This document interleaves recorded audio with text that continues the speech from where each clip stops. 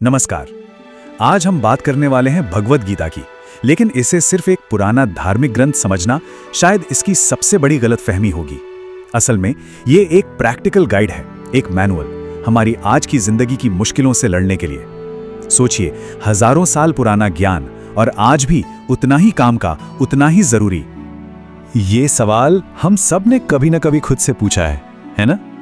जब दिल कुछ और कहे और दिमाग कुछ और। यही सवाल, बिल्कुल यही सवाल कुरुक्षेत्र के मैदान में अर्जुन के सामने एक पहाड़ बनकर खड़ा था।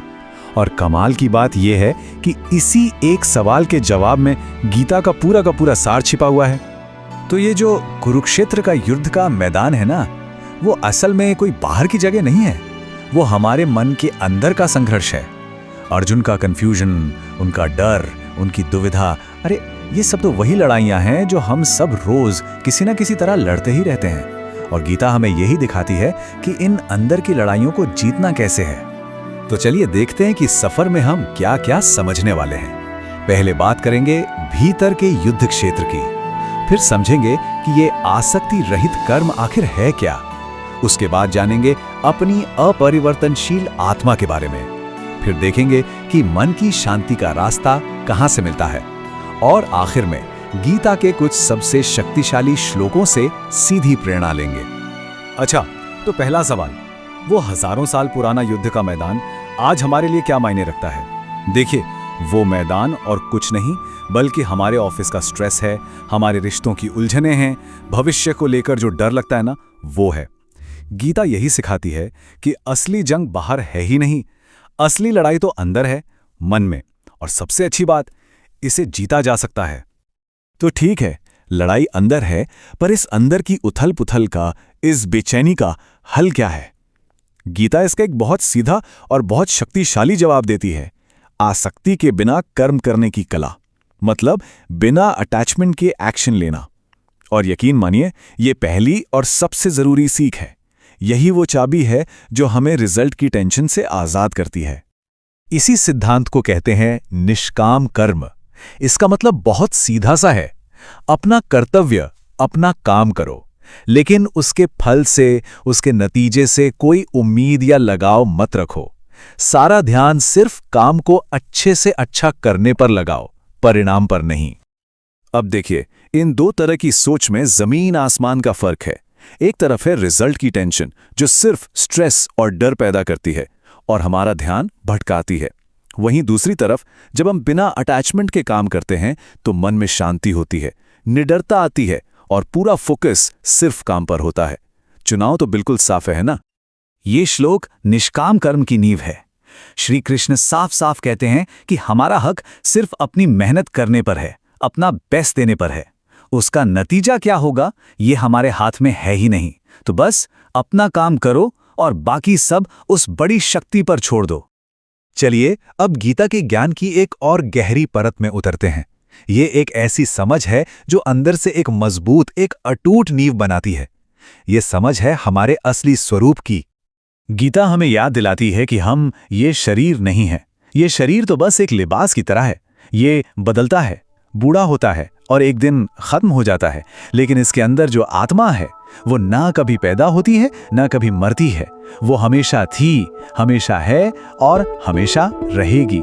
ये एक बहुत बड़ी शक्ति देने वाली सोच है। क्या कमाल का मेटाफर है ना? जैसे हम पुराने कपड़े बदलकर नए पहन लेते हैं, आत्मा भी ठीक वैसे ही शरीर बदलती है। ये ज्ञान हमें मौत के डर से ऊपर उठाता है और याद दिलाता है कि हमारा असली अस्तित्व इस शरीर से कहीं ज्यादा बड़ा और परमानेंट है। और जब हम अपनी इस सच्ची पहचान को समझ जाते हैं, तब हम समभाव की स्थिति में आ सकते हैं। इसी को स्थितप्रज्ञ होना कहते हैं। मतलब जिसकी बुद्धि हर हाल में स्थिर हो, फिर चाहे जिंदगी में सुख आए या दुख, जीत मिले या हार, मन हमेशा शांत और बैलेंस्ड रहता है। एक बात साफ है, असली आजादी और शांति बाहर की चीजों को कंट्रोल करने से नहीं मिलती। वो मिलती है अपने मन और अपनी इंद्रियों को कंट्रोल करने से। और गीता इसके लिए एक पूरा रोड मैप देती है। इस साइकोलॉजिकल चेन रिएक्शन को देखिए जरा, ये कितनी सटीक है। सब कुछ शुरू होता है एक अनकंट्रोल्ड इच्छा से। जब वो पूरी नहीं होती तो आता है गुस्सा। गुस्से में इंसान सही गलत का फर्क भूल जाता है, मतलब भ्रम पैदा होता है। फिर याददाश्त कंफ्यूज हो जाती है, और जब याददाश्त ही ठीक नहीं तो बुद्धि कैसे काम करेगी, और जब बुद्धि ही खत्म हो गई तो इंसान का पतन तो निश्चित है। ये एक सीधी चेतावनी है कि अपने मन को साधना कितना ज्यादा जरूरी है। तो चलिए अब गीता के कुछ ऐसे शक्तिशाली श्लोकों पर एक नजर डालते हैं जो पूरे ज्ञान को कुछ लाइनों में समेट देते हैं। ये श्लोक सरेंडर की, विश्वास की शक्ति के बारे में है। इसका मतलब है कि जब हम अपने अहंकार को, हर चीज को कंट्रोल करने की अपनी इच्छा को छोड़कर एक बड़ी शक्ति पर भरोसा करते हैं तो हमें हर डर और हर चिंता से मुक्ति का आश्वासन मिलता है। अब देखिए, ये लाइन सीधे तौर पर गीता का श्लोक तो नहीं है, लेकिन ये गीता की फिलॉसफी का निचोड़ जरूर है। ये हमें सिखाता है एक्सेप्टेंस, हर हाल में हर परिस्थिति को स्वीकार करना और यकीन रखना कि जो हो रहा है उसमें कोई भलाई छिपी है। ये सोच हमें अतीत के पछतावे और भविष्य की चिंता दोनों से आजाद कर देती है। तो इस पूरी चर्चा से हमें क्या लेके जाना है? मन के कंफ्यूजन से क्लैरिटी की तरफ बढ़ने के लिए इन बातों को याद रखना होगा। पहला, रिजल्ट की चिंता किए बिना काम करें। दूसरा, ये जाने कि हमारी असल पहचान ये शरीर नहीं बल्कि अमर आत्मा है।